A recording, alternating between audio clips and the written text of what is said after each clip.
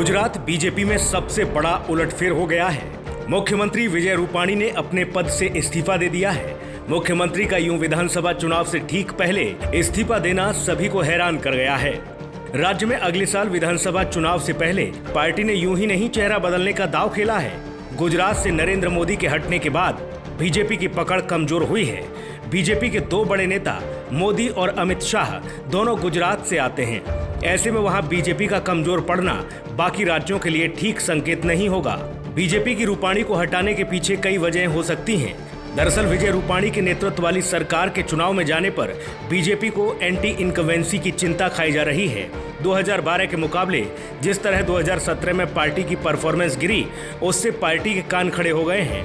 Party के लिए चुनौती सिर्फ कांग्रेस ही नहीं है, अब आम आदमी पार्टी भी वहां पर मजबूती से पांव जमा रही है। इसी साल हुए निकाय चुनावों में आम आदमी पार्टी का खाता खुल चुका है। विधानसभा चुनाव से पहले आपकी यहां पर आक्रामक प्रचार की योजना भी है।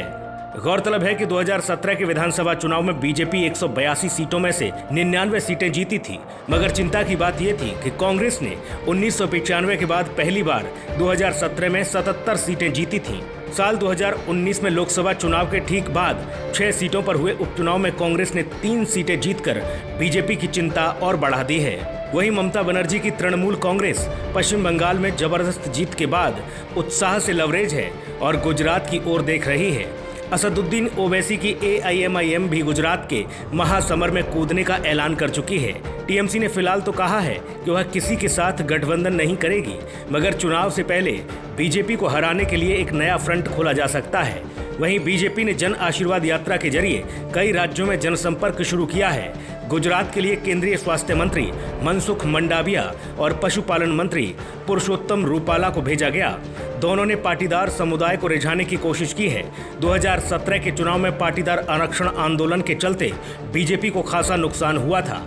अब देखना होगा कि बीजेपी नए चेहरे के तौर पर किसे आगे करती है। हालांकि रेस में कई नाम शामिल हैं, लेकिन हर बार की तरह इस बार भी मोदी शाह की जोड़ी रेस में चल रहे नामों से बाहर किसी नाम को आगे कर सबको चौंका सकती है।